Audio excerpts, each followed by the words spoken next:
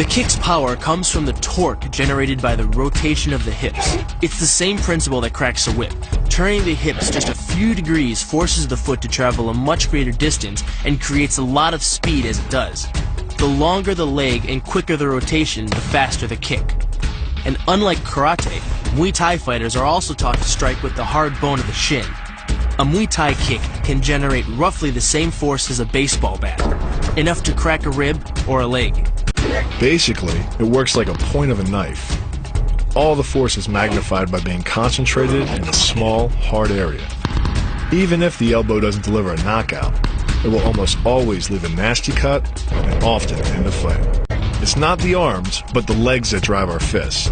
Like a piston, the explosive power of the legs is capable of generating hundreds of pounds of force, all to a very vulnerable area, the soft underside of the opponent's jaw.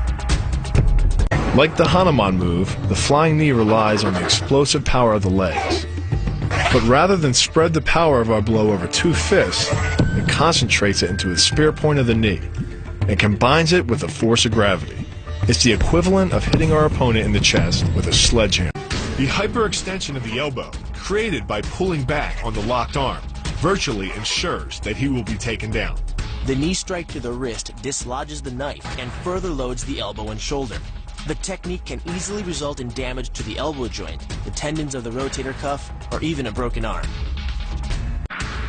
The key to this move is turning your opponent's lower arm into a lever. By grabbing his arm during the initial attack, you set up the lever such that direct loading to his elbow joint is achieved.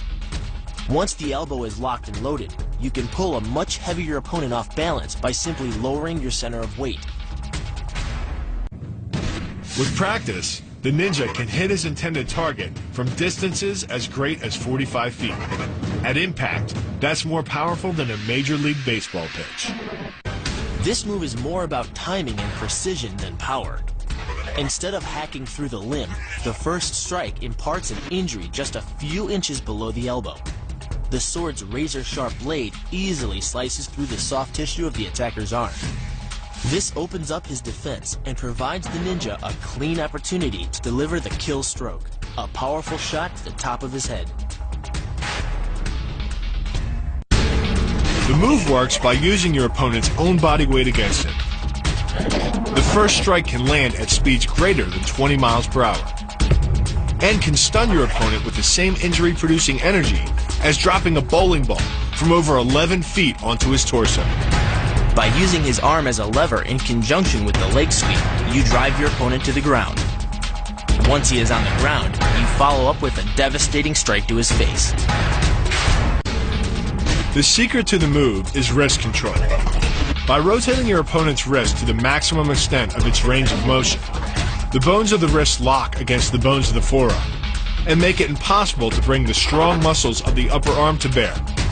Then, you can pull your opponent off balance and into a potent knee strike. The combined force of the knee strike and your opponent's forward momentum can be as much as 2,000 pounds, enough to dent sheet metal. The effectiveness of the polakaimau lies not in raw power, but in speed. By relying on your triceps to snap the strikes forward over the elbow, 3 blows can hit in 7/10 of a second. The final impact of the strike to your opponent's face can deliver as much as 175 watts of power, more than enough power to stun him or crush the cartilage of his nose. You then add insult to injury, firing one last shot into one of the most sensitive regions of the body, the groin. Pulling off the move relies on 2 factors. The first is to combine the block and the strike into a single action. This reduces the time your opponent has to respond to just 10ths of a second.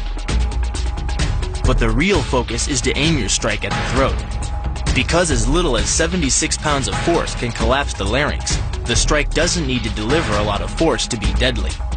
One blow like this and the fight is over.